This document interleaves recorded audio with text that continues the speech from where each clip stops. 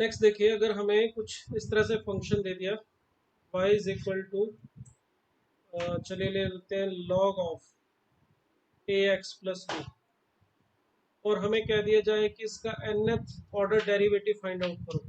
By nth order derivative find out करना है, या 50th डेरिवेटिव बताना, सीधा 40th डेरिवेटिव बताना, 10th डेरिवेटिव बताना हो, तो उसके लिए क्या करना होता है। देखिए, इस टाइप के क्वेश्चन में जब आपको फंक्शन दिया और उसका 10th 20th 40th ऐसा कोई डेरिवेटिव सीधा पूछ लिया जाए, तो इसमें क्या होता है, आपको first second third derivative find out करना है, और उनको देख के एक पैटर्न जो बन रहा होगा उसको समझना, और उस पैटर्न को देख के आप सीधा बता सकते हो कि इसका 10th डेरिवेटिव क्या होगा, या 50th डेरिवेटिव क्या होगा, या nth डेरिवेटिव क्या होगा। अगर इसमें मैं y1 फर्स्ट डेरिवेटिव करूं, तो देखिए लॉग का डेरिवेटिव होगा पहले 1/ax प्लस बी, फिर इसका ax प्लस बी का डेरिवेटिव आ जाएगा a। ये हमारा फर्स्ट डेरिवेटिव। अब अगर मैं यहाँ से ही y2 फाइंड आउट करूँ, तो इसके लिए देखिए पहले मुझे इस ax प्लस बी को ऊपर ले जाना पड़ेगा, और इसकी पावर -1 आगे आ जाएगी, और इस ax प्लस बी की पावर हो जाएगी -2, तो जिसे मैं नीचे लिख देता हूँ +2। फिर ax प्लस बी का डेरिवेटिव भी होगा, जो होगा a और a के पहले से भी पढ़ा था, तो ये हमें सेकंड डेरिवेटिव मिला। इसी तरह से अगर मैं थर्ड डेरिवेटिव फाइंड आउट करूं, तो उसके लिए फिर वही ax प्लस बी पावर जो 2 है नीचे से ऊपर लेके जाऊंगा, तो ऊपर जाने पर ये -2 आगे आके मल्टीप्लाई हो जाएगा, और इसकी पावर जो हो जाएगी ax प्लस बी की पावर वो आ जाएगी -3, जिसे नीचे ले जाके मैंने +3 लिख दिया।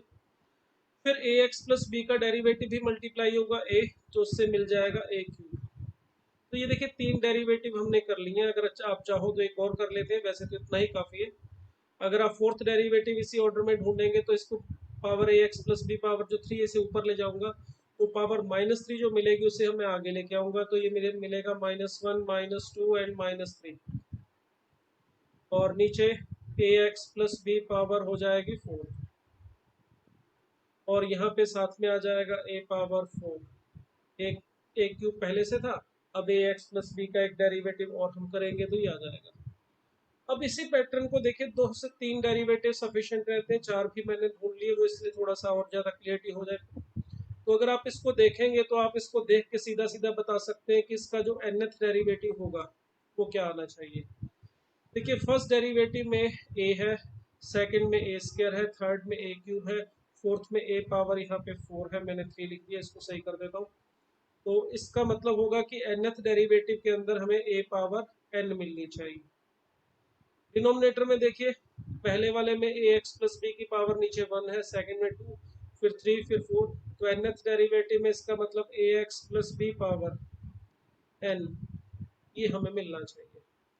अब ये देखिए, जो -1 -2 वैसे आ रहे जो मिल रहे थे, सेकंड डेरिवेटिव में -1, थर्ड डेरिवेटिव में -1 एंड -2, फोर्थ डेरिवेटिव में आ रहा है -1 -2 एंड -3, तो इसका मतलब nth डेरिवेटिव में आना चाहिए -1 -2 -3 अप टू लास्ट में कहाँ तक जाएगा। देखिए, फोर्थ डेरिवेटिव है तो -3 तक आ रहा है, थर्ड डेरिवेटिव में -2 तक था, तो इसका मतलब nth डेरिवेटिव में हमें मिलना चाहिए -n-1, इस तरह से।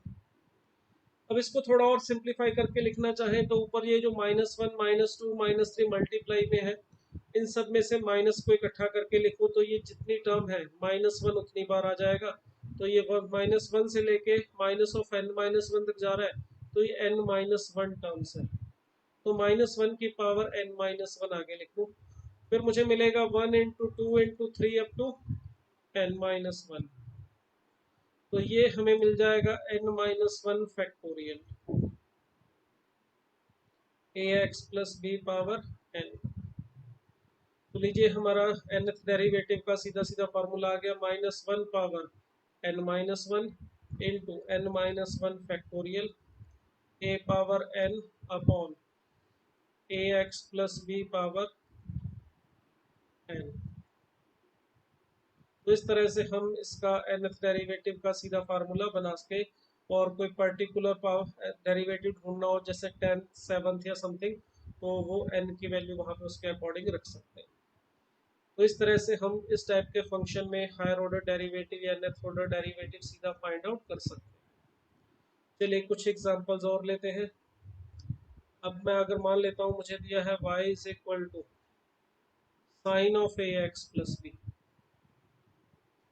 Sign of A x plus B, और हमें कहा जाए nth डेरिवेटिव फाइंड आउट करने के लिए। अब अगर मैं इसको पिछले क्वेश्चन की तरह सीधा फर्स्ट सेकंड थर्ड डेरिवेटिव करूं तो देखिए क्या होगा। अगर मैं y1 फाइंड आउट करूंगा तो मुझे मिलेगा cos of A x plus B into a. Second derivative करूंगा तो मुझे मिल जाएगा यहाँ पे माइनस ए कॉस का बन जाएगा साइन ए एक्स प्लस बी, फिर ए एक्स प्लस बी का भी डेरिवेटिव होगा तो यहाँ पर ए स्क्वायर आ जाएगा। थर्ड डेरिवेटिव करूंगा तो मुझे मिल जाएगा minus a q cos of A x plus b. इसी तरह से आपको अगर डेरिवेटिव करना है थर्ड फोर्थ डेरिवेटिव तो हमने कर लिए, चलो एक और कर लेते हैं। इससे आ जाएगा A power 4 sine of A x plus b.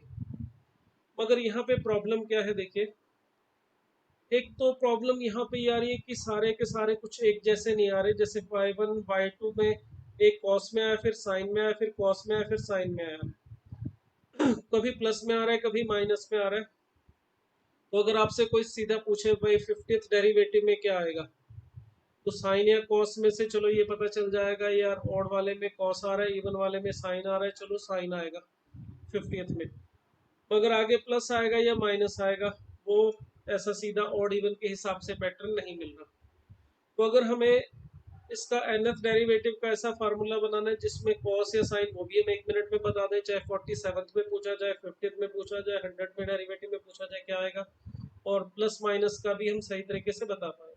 तो इसमें देखिए सीधा सीधा डेरिवेटिव करने से हमें वो पैटर्न नहीं बन पा रहा है जैसा कि इस लास्ट वाले एग्जाम्पल में हमें मिल गया था। यहाँ पर ये पैटर्न बड़ा स्पष्ट था, सेकंड थर्ड फोर्थ सीधा डेरिवेटिव करते ही हमें ये पता चल रहा था कि nth डेरिवेटिव में क्या होना चाहिए। तो वैसा यहाँ पर इसमें थोड़ा मुश्किल लग रहा है। तो इसके लिए फिर क्या करते हैं, हम इसको इस तरह से नहीं करेंगे जैसे भी किया मैंने, इसमें थोड़ा सा मॉडिफिकेशन करूंगा मैं। देखो मैं चाहता हूँ कि यार मुझे सीधा सीधा पता चल जाए कि nth डेरिवेटिव में क्या आएगा, कॉस आएगा या साइन आएगा, आगे प्लस आएगा या माइनस आएगा। तो इसको पता करने के लिए देखिए एक सिंपल तरीका, ये जो a cos of A x plus B है, क्या मैं इसको सोचो ऐसे लिख सकता हूँ साइन ऑफ पाई/2 प्लस ए एक्स प्लस बी। मैंने क्या किया है, मैंने सिंपल सा काम किया है, cos ऑफ थीटा को साइन पाई/2 प्लस थीटा ये लिख लिया, ठीक है। अब यही काम अगर मैं आगे करूँ, अब मैं फर्स्ट डेरिवेटिव करने के बाद सेकंड कर रहा हूँ, यहाँ से इसका डेरिवेटिव कीजिए तो अपने को मिलेगा a cos ऑफ पाई/2 plus A x plus B into A x plus B, और इसका जो पाई/2 प्लस ए एक्स प्लस बी का डेरिवेटिव हो जाएगा a, तो यहाँ पे a स्क्वायर आ गया। देखिए फर्स्ट डेरिवेटिव हमने देखा साइन में, तो सेकंड वाला भी, और साथ में देखो ये पॉजिटिव आ रहा था फर्स्ट भी, सेकंड भी पॉजिटिव आया। अब अगर मैं यहाँ सीधा थर्ड डेरिवेटिव करूंगा तो फिर कॉस से माइनस आ जाएगा। मैं चाहता हूँ कि यार प्लस माइनस का झंझट खत्म हो जाए, सारे प्लस में आए, तो मैं इस कॉस को भी फिर वही साइन में बदल लेता हूँ। इसे थीटा समझो, ये है कॉस थीटा। तो अगर मैं कॉस थीटा को लिखना चाहूँ तो लिख सकता हूँ साइन ऑफ 90 प्लस थीटा। तो यहाँ से देखिए A cube, sorry A square as it is, और इस कॉस को लिख देता हूँ मैं साइन ऑफ पाई/2 प्लस थीटा। प्लस थीटा का मतलब ये ऐड करूंगा तो 2 पाई/2 हो जाएगा, और साथ में ए एक्स प्लस बी। अब इससे क्या हो रहा है, देखिए एक पैटर्न बन रहा है कि पहला भी साइन में था, दूसरा भी साइन में आ रहा है, दोनों प्लस में आ रहे हैं। तो इसी तरह से थर्ड के बारे में सोचे तो ये ए क्यूब कॉस ऑफ 2 पाई/2 प्लस ए एक्स प्लस बी, साइन का किया। अब इस एंगल का करें ए एक्स प्लस बी का, तो ए आएगा तो मैंने पहले यहाँ पे ए क्यूब लिख दिया, ए स्क्वायर था पहले, एक इसका डेरिवेटिव ए एक्स प्लस बी से आ जाएगा ए। इसे अगेन मैं साइन में कन्वर्ट करूँ तो देखो ए क्यूब साइन ऑफ, इसे थीटा समझो पूरे को, तो कॉस थीटा को साइन ऑफ पाई/2 प्लस थीटा, तो इसमें पाई/2 ऐड करोगे तो 3 पाई/2 बन जाएगा, प्लस ए एक्स प्लस बी। तो देखिए इस तरह से लिख सकता हूँ मैं। अब ऐसा लिखने से देखिए ये पैटर्न अपने को बन रहा है, जो फर्स्ट सेकंड थर्ड को देखते फोर्थ की भी जरूरत नहीं है, हम इसको देखते ही सीधा सीधा बता सकते हैं कि nth डेरिवेटिव क्या बनेगा। फर्स्ट में ए, सेकंड डेरिवेटिव में ए स्क्वायर, थर्ड में ए क्यूब, तो इसका मतलब nth डेरिवेटिव में होना चाहिए a पावर n। इसी तरह से फर्स्ट डेरिवेटिव में हमारे पास pi by two plus A x plus B, second में यहाँ टू पाई बाय टू आ रहा है, थर्ड में थ्री पाई बाय टू आ रहा है, फोर्थ में four into pi by two आएगा, और सब में साइन भी आ रहा है। तो इसका मतलब sine of n pi by two plus A x plus b, ये देखिए ये इसके nth डेरिवेटिव का सीधा सीधा फार्मूला बन गया। तो इससे अगर आपको 50th 100 जो भी डेरिवेटिव पूछा जाए आप एक सेकंड में इसमें n की वैल्यू रख के बता सकते हो। इसी को जैसे साइन का बनाया आप इसमें याद रख सकते हो कॉस के लिए भी। बिल्कुल इसी तरह से अगर मैं कॉस का बनाना चाहूँ आप अपने आप ट्राई कीजिए इसको, cos of A x plus b अगर, तो इसका भी अगर आप nth डेरिवेटिव लिखना चाहे तो सेम टू सेम बिल्कुल इसी तरह से बनता है जैसे साइन का किया। इसका भी डेरिवेटिव का फॉर्मूले में ए एन कॉस ही रहेगा, जैसे वहां पे साइन का था साइन ए एक्स प्लस बी का, तो साइन के अंदर ही लिखा है nth डेरिवेटिव, यहाँ कॉस है तो कॉस में आएगा, ये बन जाएगा cos of n pi by two plus A x plus b. तो इस टाइप के कुछ एग्जांपल्स हमें कभी मिल जाते हैं तो हम इस तरह से nth डेरिवेटिव का पैटर्न ऑब्जर्व करके उसको कन्वर्ट करके, मतलब उस nth दो तीन डेरिवेटिव को देख के उसके पैटर्न को ऑब्जर्व करके nth डेरिवेटिव के लिए डायरेक्ट रिजल्ट लिख सकते हैं।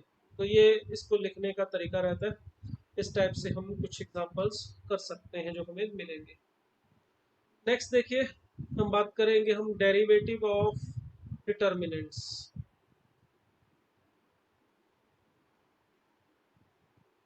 डेरिवेटिव ऑफ डिटर्मिनेंट्स, डेरिवेटिव का डिटर्मिनेंट जो है उसमें देखिए रूल क्या होता है। अगर हमें जैसे 2/2 का डिटर्मिनेंट दे रखा है, मान लो यहाँ पर हमारा फंक्शन है f1x f2x, यहाँ पर है g1x g2x।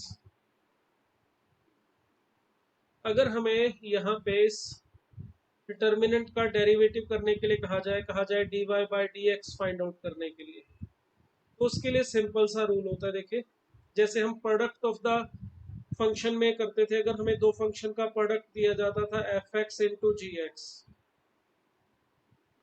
और हमें dy by dx find out करना होता था, तो उसके लिए रूल होता था हमारा dy बाई dx के लिए y dash is equal to, पहले आप f को एज इट इज रख के g डैश कर लेते हैं, फिर f डैश और साथ में g, मतलब पहले f को एज इट इज रखा, g का डेरिवेटिव कर लिया, फिर f का डेरिवेटिव कर लिया और g को साथ में एज इट इज रख लिया।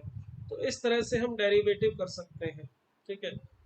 प्रोडक्ट में वैसे तीन का प्रोडक्ट हो तो उसमें भी इसी तरह से होता है। अगर मान लो एफ जी और एच का डेरिवेटिव है प्रोडक्ट में, तो हम कहते थे पहले फर्स्ट का डेरिवेटिव सेकंड और थर्ड एज इट इज, फिर सेकंड का डेरिवेटिव फर्स्ट और थर्ड एज इट इज, फिर थर्ड का डेरिवेटिव फर्स्ट और सेकंड एज इट इज, सभी टर्म्स प्लस में आते थे। बिल्कुल सेम इसी तरह से इसका रूल है, बस इसमें क्या करना है, पहले आपने फर्स्ट रो का डेरिवेटिव करना है। जैसे फर्स्ट रो है हमारी f1 और f2, तो इसका डेरिवेटिव करो f1 डैश f2 डैश, और इसमें जो g1 और g2 है इसमें कोई बदलाव नहीं करना, ये एज इट इज रहेंगे। उसके बाद प्लस, अब आप फर्स्ट रो को एज इट इज रख लीजिए, f1 dash and sorry f1 not f1 dash, f1 को एज इट इज रखिए और f2 को भी, और डेरिवेटिव कीजिए g1 और g2 का, g1 डैश g2 डैश। तो ये हमारा तरीका है डेरिवेटिव ऑफ डिटर्मिनेंट के लिए। ये जो काम हमने रो के लिए किया था, बिल्कुल यही आप चाहो तो कॉलम से भी कर सकते हो, जरूरी नहीं है रो से ही करना है। अगर हमें dy बाई dx करना हो डिटर्मिनेंट में तो हम ऐसे भी कर सकते हैं कि पहले फर्स्ट कॉलम का डेरिवेटिव कर लो f1 डैश और g1 डैश, और ये जो सेकंड और थर्ड है अपने पास और सेकंड कॉलम है इसको एज इट इज रख लो f2 and g2। After that plus आप इसमें फर्स्ट रो को फर्स्ट कॉलम को एज इट इज रखिए f1 और g1, और अब इसका डेरिवेटिव कर दीजिए f2 dash and g2 dash. तो आपकी इच्छा है, चाहे तो आप रो से कर सकते हैं या कॉलम से, दोनों से ही आप इस dy अपॉन dx को डिटर्मिनेंट के डेरिवेटिव को फाइंड आउट कर सकते हैं। ये 2/2 का डिटर्मिनेंट था। अगर इसी तरह से हमें 3/3 का दिया जाए, मान लीजिए y हमें दिया जाए determinant of f1 f2 f3, ये फंक्शन ऑफ x है, मैंने ब्रैकेट में x नहीं लिखा, वो अंडरस्टूड है, आप मान के चलेगा कि f1 का मतलब f1x। उसी तरह से g1x g2x और g3x, इसी तरह से h1 h2 और h3। ये अगर हमारे पास इस तरह से तीन फंक्शन 3/3 का डिटर्मिनेंट है और हमें अगर डेरिवेटिव फाइंड आउट करना है इसका dy/dx, तो वही सेम रूल आप रो से या कॉलम किसी एक से कर सकते हो, जो 2/2 के लिए अप्लाई किया वैसे 3/3 के लिए अप्लाई होगा। पहले आप फर्स्ट रो का डेरिवेटिव कर लीजिए f1 f2 f3, और बाकी दोनों रो को कुछ मत कीजिए, एज इट इज रख लीजिए g1 g2 g3 h1 h2 and h3। ये करने के बाद अब आप क्या कीजिए, फर्स्ट रो का डेरिवेटिव आपने कर लिया था, आप सेकंड का कीजिए g1 dash g2 dash and g3 dash, और यहाँ पे ये जो हमारा f1 f2 f3 first row को एज इट इज रखिए, इसमें कोई बदलाव नहीं करना, h1 h2 एंड h3 इसको हम एज इट इज रखेंगे, इसमें कोई बदलाव नहीं करेंगे। And the last one first और सेकंड रो को एज इट इज रखेंगे, f1 f2 एंड f3। ये g1 dash g2 dash, sorry, यहाँ पर g1 g2 को भी as simply as it is रखेंगे, इसमें भी कोई बदलाव नहीं करेंगे, g1 g2 एंड g3। और फिर थर्ड रो का डेरिवेटिव हो जाएगा h1 dash h2 dash and h3 dash. तो इस तरह से हम डेरिवेटिव कर सकते हैं 3/3 ऑर्डर के डिटर्मिनेंट का। ये मैंने रो से किया है, इसी को आप कॉलम से भी कर सकते हो, पहले फर्स्ट कॉलम का derivative, second third column as it is, फिर सेकंड कॉलम का derivative first third as it is, and third column का डेरिवेटिव फर्स्ट और सेकंड एज इट इज। तो हम इस तरह से डिटर्मिनेंट का डेरिवेटिव कर सकते हैं। चलिए इसके ऊपर एक दो सिंपल से एग्जांपल ले लेते हैं। मान लीजिए हमें दिया है let fx gx and hx, ये मान लेते हैं आर क्वाड्रेटिक पॉलिनोमियल्स, ये हमारे तीनों क्वाड्रेटिक पॉलिनोमियल्स हैं, ठीक है। एंड कैपिटल fx, ये मान लेता हूँ एक फंक्शन है जो कि डिटर्मिनेंट की फॉर्म में, जिसमें फर्स्ट रो में है fx gx और hx,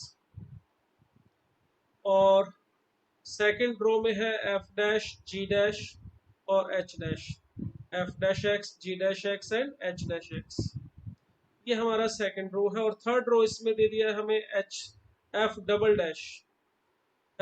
dash x g double dash x and h double dash x, ये हमें दिया गया है। और पूछा क्या गया है इसमें, फाइंड डिग्री ऑफ fx, हमें कह दिया जाए इसमें fx की डिग्री फाइंड आउट करो। तो देखिए कैसे करेंगे।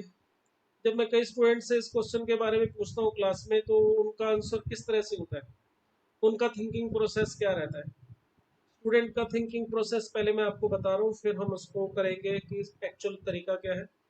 तो स्टूडेंट कुछ इस तरह से सोचते हैं कि यार एफ एक्स जी एक्स हमारे क्वाड्रेटिक है, मान लो एफ एक्स है A X square plus B X plus C, ये सेकेंड ऑर्डर या सेकेंड डिग्री का पॉलिनोमियल है। एफ डैश जो है हमारा वो लीनियर आ रहा है 2ax प्लस बी, और एफ डबल डैश है जो हमारा वो कांस्टेंट आ रहा है 2a। तो मोस्ट ऑफ द स्टूडेंट जो है वो इस तरह से सोच के आंसर देते हैं कि यार हमारा जो डिटर्मिनेंट होगा, उस डिटर्मिनेंट के अंदर जो फर्स्ट रो है ये तीनों एलिमेंट ये क्वाड्रेटिक है, क्योंकि तीनों के तीनों ही क्वाड्रेटिक पॉलिनोमियल दिए। सेकंड रो के जो एलिमेंट है वो है लीनियर, और थर्ड रो के जो वैल्यूज है वो सारी की सारी कांस्टेंट आएंगी। तो ये फर्स्ट रो में क्वाड्रेटिक, सेकंड रो में तीनों के तीनों लीनियर, और थर्ड रो में कांस्टेंट। तो डिटर्मिनेंट खोलने के हिसाब से सोचते हैं कि यार ये क्वाड्रेटिक इनटू लीनियर सॉल्व करके ये क्यूबिक आना चाहिए। जिनसे भी मैं जनरली पूछता हूँ जो इस तरह से सोच के आंसर देते हैं वो बोलते हैं कि इसका डिटर्मिनेंट का, सॉरी, कैपिटल एफ एक्स जो पॉलिनोमियल होगा उसकी डिग्री 3 आएगी। ये कैपिटल एफ एक्स की डिग्री के बारे में पूछा जा रहा है। ये जो हमारा डिटर्मिनेंट है इसमें जो एफ एक्स आएगा खोलने के बाद मोस्ट ऑफ द स्टूडेंट उसकी डिग्री 3 बताते हैं। और आपको बता दूं ये सोचने का तरीका गलत है। ज़रूरी नहीं है डिग्री 3 आए, क्योंकि अगर आप इसको खोलोगे तो खोलते वक्त ज़रूरी नहीं है कि एक्स क्यूब बचे ही बचे। हो सकता है किसी तरह से जब एक्स क्यूब हमारे पास मिलेगा दो तीन जगह पे, जितने टाइम वो पॉजिटिव में आ रहा है उतना ही वो नेगेटिव में आ जाए, एक्स क्यूब कैंसिल हो जाए। तो हो सकता है डिग्री 3 ना आए, 3 से कम आए। तो इसीलिए हम इसका अगर बिना सोचे, इसको बिना इसके बारे में ज़्यादा डिटेल में सोचे, सीधा आंसर ऐसे रफली सोच के डिग्री 3 दे देंगे तो गलत होगा। या सही भी हो सकता है बट कंफर्म नहीं है अभी। अब इसको करने का सही तरीका देखिए क्या है। ये हमारा मैं अगर सोचूं कि यार इसका डेरिवेटिव क्या होगा, क्योंकि डिग्री बतानी है, थोड़ा सा डेरिवेटिव के बारे में भी सोच लें। या फिर एक तो लंबा तरीका है कि जैसे ये एफ एक्स लिया, इसी तरह से मैं जी एक्स और एच एक्स भी ले लूँ, फिर उनके डेरिवेटिव सेकंड डेरिवेटिव करके यहाँ डिटर्मिनेंट में रखूँ, फिर उसको खोलूँ, तो पता है आप सोच सकते हो कि वो कितना बड़ा हो जाएगा। तो उससे आंसर तो आ जाएगा मगर बहुत टाइम कंज्यूमिंग प्रोसेस है वो। अगर मैं अभी इसका डेरिवेटिव करूं जो भी आपको रूल बताया उसके अकॉर्डिंग, तो देखिए क्या होगा। पहले मैं फर्स्ट रो का डेरिवेटिव करूंगा तो मुझे एफ डैश जी डैश और एच डैश मिलेगा। Second row as it is f dash g dash h dash, और थर्ड रो में भी कोई बदलाव नहीं है, f double dash ji double dash and H double dash, ये इस तरह से रहेगा। अब अगर यहाँ पे मैं फर्स्ट रो का करने के बाद सेकंड रो का करूँ, फर्स्ट को एज इट इज रख लूँ एफ जी और एच, और थर्ड रो को भी एज इट इज रख लूँ एफ डबल डैश जी double dash H double dash, और फर्स्ट सेकंड रो का डेरिवेटिव करेंगे तो F double dash ji double dash and H double dash ये हमें मिलेगा। एंड द लास्ट वन जब हम फर्स्ट और सेकंड को एज इट इज रख लेंगे F dash g dash h dash और F double dash, sorry, first को हमने एज इट इज रखना था तो यहाँ पे डैश नहीं आएगा, ये आपका एफ जी और एच एज इट इज। इसके बाद सेकंड रो भी as it is f dash g dash और एच डैश, ये भी एज इट इज। और थर्ड रो का डेरिवेटिव करूंगा तो मुझे मिलना चाहिए f double dash ji double dash and H double dash, triple dash हो जाएगा क्योंकि डबल तो पहले से था, एक बार थर्ड रो का डेरिवेटिव और होगा। यहाँ तक करने के बाद देखिए ये जो कैपिटल एफ एक्स था हमारा, इसका हमने डेरिवेटिव जो किया है ये तीन डिटर्मिनेंट के सम में आ रहा है। और डिटर्मिनेंट की दो प्रॉपर्टी आपको पता होंगी कि अगर किसी भी डिटर्मिनेंट में कोई दो रो या कोई दो से कॉलम सेम हो जाए, आइडेंटिकल हो जाए, तो उस डिटर्मिनेंट की वैल्यू जीरो हो जाती है। अब यहाँ पे देखिए इस डिटर्मिनेंट में फर्स्ट वाले में ये फर्स्ट रो और सेकंड रो ये सेम हो गई है। इसी तरह से सेकंड डिटर्मिनेंट के अंदर देखिए सेकंड और थर्ड रो सेम हो गई है। अगर कोई दो रो या कोई दो कॉलम किसी डिटर्मिनेंट में सेम हो तो उसकी वैल्यू जीरो होती है। तो इसका मतलब ये हुआ कि फर्स्ट और सेकंड डिटर्मिनेंट की वैल्यू हो जाएगी जीरो। दूसरी बात, अगर आप यहाँ पे देखें सेकंड डेरिवेटिव हमने किया 2a था, कांस्टेंट आ गया था, अगर इसी प्रोसेस को मैं आगे बढ़ाऊं थर्ड डेरिवेटिव करूं तो वो जीरो आएगा। अगर एफ एक्स क्वाड्रेटिक पॉलिनोमियल है तो उसका थर्ड डेरिवेटिव जीरो आएगा, और इसी तरह से जी ट्रिपल डैश और एच ट्रिपल डैश भी जीरो ही आएंगे क्योंकि एफ जी और एच तीनों के तीनों हमारे पॉलिनोमियल है सेकंड डिग्री के। तो इसका मतलब ये हुआ कि थर्ड रो इसमें पूरी की पूरी जीरो आएगी। और ये भी प्रॉपर्टी होती है कि अगर डिटर्मिनेंट में किसी एक रो या किसी एक के सभी एलिमेंट जीरो हो तो डिटर्मिनेंट की वैल्यू जीरो होती है। तो इसका मतलब ये थर्ड वाला डिटर्मिनेंट जो है वो भी जीरो वैल्यू देगा। तो देखिए इसमें हमने जो कैपिटल एफ एक्स था उसका डेरिवेटिव फाइंड आउट किया और हमें मिल रहा है वो जीरो, और ये किसी पर्टिकुलर एक्स की वैल्यू के लिए जीरो नहीं मिल रहा है, ये मिल रहा है for all x belongs to R. आप एक्स की कोई भी वैल्यू लो, ये रिजल्ट जनरल रिजल्ट है, नॉट किसी पर्टिकुलर वैल्यू के लिए एफ डैश एक्स जीरो नहीं आ रहा है। अगर इस फंक्शन का डेरिवेटिव हमेशा ही जीरो आ रहा है, फॉर ऑल एक्स इसका डेरिवेटिव जीरो है, तो इसका मतलब ये हुआ एफ एक्स जो होगा हमारा वो एक कांस्टेंट फंक्शन होगा, f x is equal to c, constant function मिलेगा ये हमें। अगर एफ एक्स एक कांस्टेंट फंक्शन है तो हमें अगर एफ एक्स की डिग्री पूछी है तो आंसर आना चाहिए जीरो। कांस्टेंट फंक्शन की जो डिग्री होती है वो जीरो होती है। तो देखिए इस तरह से डेरिवेटिव ऑफ डिटर्मिनेंट का हम यूज कर सकते हैं इस टाइप के एग्जांपल को सॉल्व करने के लिए। एक छोटा सा एग्जांपल चलिए और ले लेते हैं। मान लेता हूं कि मुझे दिया है, let determinant of sine of x two cos of x e power x -3 and log of x plus 1। ये हमें मान लेते हैं एक फंक्शन दिया हुआ है और बोला है कि इसको खोलने पर इसके जो डिटर्मिनेंट है उसकी वैल्यू आती है a nought plus a1x plus a2x square and so on up to infinite. ये इनफाइनाइट तक इसलिए जाएगा क्योंकि साइन एक्स में, कॉस एक्स में, लॉग एक्स में, इनमें जो एक्सपेंशन होगा हमारा उसमें एक्स की वैल्यू इनफाइनाइट तक जाती है। अब अगर ये हमें दिया हुआ और हमें बोला जाए फाइंड a0 एंड a1, हमें ये कांस्टेंट टर्म और x का कोफिशिएंट, ये दो चीजें फाइंड आउट करने के लिए कहा जाए तो किस तरह से फाइंड आउट करेंगे। देखिए, अगर ये बोला है कि ये डिटर्मिनेंट इसके इक्वल है तो ये इसके इक्वल किसी पर्टिकुलर x की वैल्यू के लिए नहीं बोला है, ये दोनों इक्वल बोले हैं तो मतलब ये सभी वैल्यूज के लिए इक्वल होंगे। जिस भी वैल्यूज के लिए फंक्शन डिफाइन होगा उन सभी वैल्यूज के लिए दोनों साइड इक्वल होंगी। अगर ये दोनों साइड इक्वल है तो इसका मतलब मैं कोई भी वैल्यू रखना चाहूँ इसमें रख सकता हूँ, चाहे x की वैल्यू 5 रखूँ चाहे 100 रखूँ, हर वैल्यू के लिए ये दोनों साइड जो है वो सेम आंसर देंगे। अब देखिए, मुझे ढूंढना था पहले ए नोट। अगर मैं ए नोट ढूंढना चाहूंगा तो मैं चाहता हूँ कि ये पीछे वाली टर्म जो है ये खत्म हो जाए। अगर ये रिलेशन x की सभी वैल्यूज के लिए ट्रू है तो मैं क्या करता हूँ, इसमें x को 0 रख लेता हूँ। अगर x को 0 रखूंगा तो भी ये दोनों साइड हमेशा इक्वल होनी चाहिए। चलो x को 0 रखो और देखो x की वैल्यू 0 रखने पर डिटरमिनेंट क्या मिल रहा है, साइन 0 0, कॉस 0 1 आएगा तो 2 आ जाएगा। यहाँ पे x की वैल्यू 0 रखने पर e पावर 0 1 -3 दैट इज -2 आएगा और यहाँ log 1 मिलेगा, x को 0 रखने पर वो भी 0 होता है और राइट हैंड साइड में a नोट मिलेगा। बाकी सारी टर्म जो है वो खत्म हो जाएंगे x को 0 रखते हैं।